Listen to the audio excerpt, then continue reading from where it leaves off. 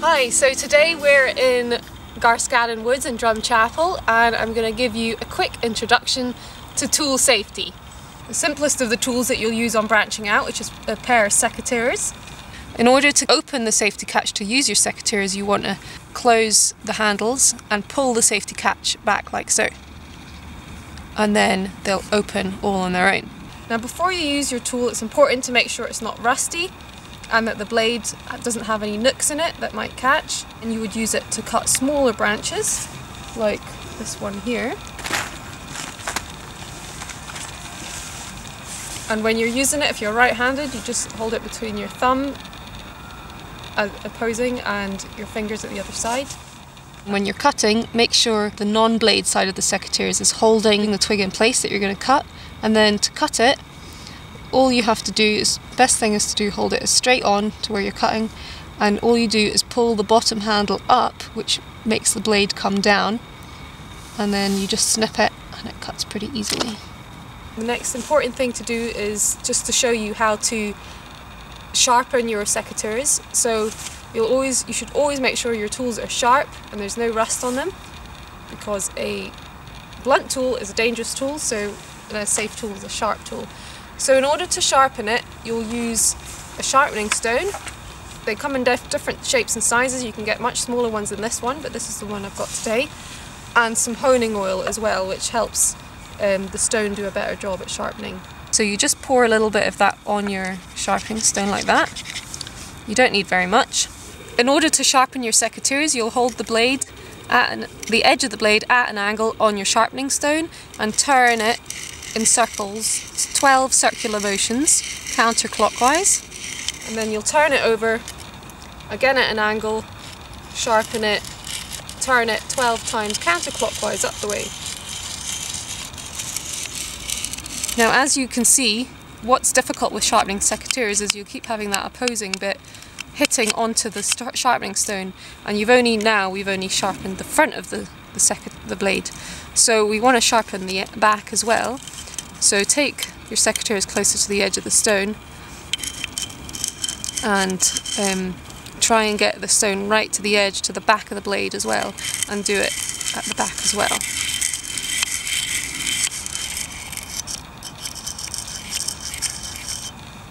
And the other thing to note is how to safely test that you've sharpened it is you'll just move your thumb from side to side over the edge of the blade. So just see if you've sharpened it. Now if you're any way uncomfortable about doing this, ask somebody else who knows what they're doing. But it's very simply, you just want to gently run your thumb over the edge to see if it's sharp. You don't want to run your thumb over the blade, that's not what to do. If you're going gently from side to side, you should be okay. And now that I've finished using the tool, I'm going to shut it and push close the safety catch so I can put it safely in my tool bag. So the next tool we're going to talk about is a pair of loppers. Loppers you'll use to cut live branches no thicker than your thumb, so that would be for sort of conservation tasks.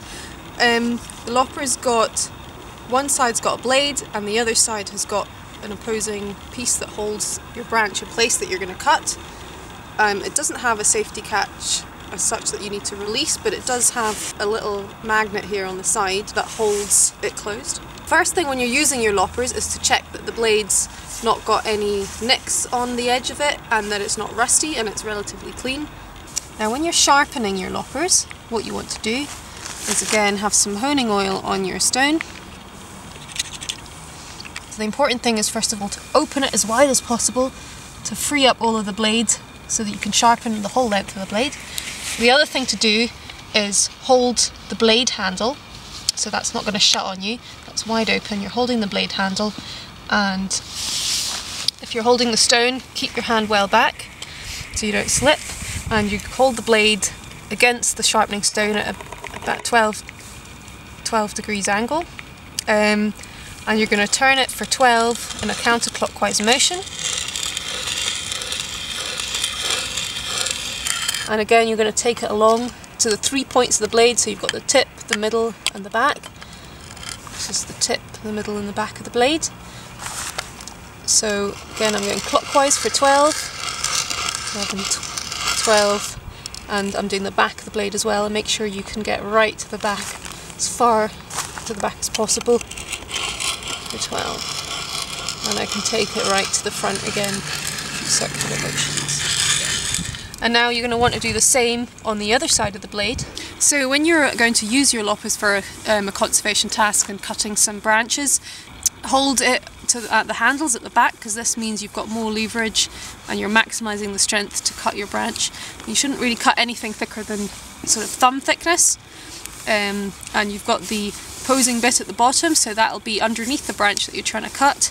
And so you're going to want to make sure that you're manipulating the blade with your strong arm. So in this case, this is the top lever here, and I'm right-handed, so I'm going to be using my right hand, and then you just push that down in order to cut your branch like this. Okay, so the other important thing to remember is when you're carrying your loppers, if for whatever reason you're not carrying them to site in a tool bag because you're only maybe using one, when you're carrying it, you need to basically hold the bottom handle and carry it by your side like this when you're walking. And the reason I'm carrying it this side is because it naturally closes that way, so always hold the bottom handle, because if you were to hold it at the top, it would just open and there's no way it will stay closed. So you always want to hold the handle at the bottom, and that works vice versa as well. It doesn't matter which handle you're holding, you always want to hold the bottom handle and carry the point towards the front of you, so if you fall and trip, that'll just fall straight into the earth.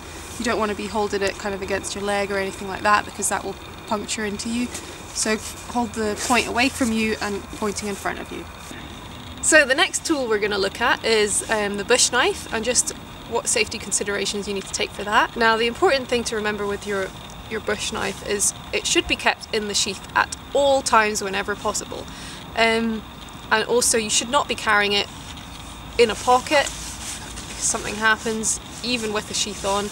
It could puncture you somehow if you fell, so you should never keep it in a pocket. Always keep it in a toolbox or a tool bag, and always keep the sheath on it when it's not in use. It's a good idea to just check that it's safe for use, so I'm just going to take it out of its sheath, and I'm going to check out the blade to make sure it's okay.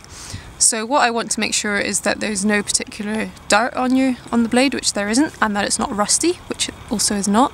And the other thing to do is to look along the edge of the blade here and make sure there's no nicks on the blade itself, so that that's not going to get caught anywhere when you're trying to use it. When you pack them away again, you can maybe use a soft cloth or a tissue to just wipe any dirt off it and dry it before you put the blade away to avoid it rusting.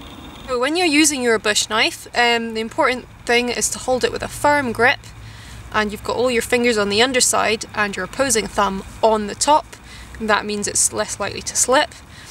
You can see these nice handles as well are basically an anti-slip grip handle, and your opposing thumb presses down, and that gives you more leverage when you're pushing down on your knife to do a task, and gives you more control as well. Now, when you're actually using the knife to do a task, never cut towards your body. You always cut away from your body like this. And I would also say never ever cut anything on your knee like that, because you're going to cut into yourself. So you're going to hold everything that you're cutting and your knife at least 10 centimeters away from your body, if not a bit more. Got my good grip, and you'll see, because it's really nice and sharp, it's very easy to just cut into a piece of fresh wood. Okay, so next I'm going to show you how to sharpen your bush knife. It's important to keep your bush knife sharp, because a sharp tool is a safe tool. If it was blunt, you'd be putting a lot of extra pressure on it to try and get it to work, and you risk breaking the knife or cutting yourself. So you always keep your tool sharp. Now, to keep it sharp, to use the sharpening stone, you'll use some honing oil, which I've put some on the stone earlier. I'll just show you again how you put that on. Now, the honing oil itself is good because it basically opens up the pores of your sharpening stone, and it means that it dissipates any frictional heat that the sharpening process causes, and it protects both the stone and the blade and keeps everything smooth. So I'm going to remove my blade from the sheath and put that down. Now, what to do is to hold your blade at an angle, about 12 90% angle, so the edge of the blade is down on the stone, and you want to move it 12 times in a counterclockwise rotation. 4, 5. Just to show you how this works, what we're going to do is turn the blade over. So we're just sharpening the front of the blade at the moment, so I'm going to turn that over to sharpen the other side. So the other side, what you're going to do is 12 circles in a clockwise motion. So as you can see though, you've got a whole length of blade to get through, so what you can do is just move it up a bit, and again start in the counterclockwise position and do the next section of blade. And now what I want to do is make sure that I'm satisfied with its sharpness. So what you're going to do is run your thumb from left to right over the blade like this, very gently, just feel along the edge of it like that. And I can already feel instantly that it's extremely sharp, which is good. Under no circumstances run your thumb like that, because that is the way you will cut yourself. You should always touch a blade from side to side. The final tool that we're going to look at is our bowsaw. Now the bowsaw's got a handle at this end, and you've got the blade on the underside, which is attached at 2 points to the main frame here, to the left and the right. And when you're using your bowsaw, you have to ensure that these screws are on tight and that your blade's secure, which it is, it's not loose or wobbly. Now I've also got a sheath on my blade here. This sheath, you need to unclip it all the way along the length and then pull the sheath off.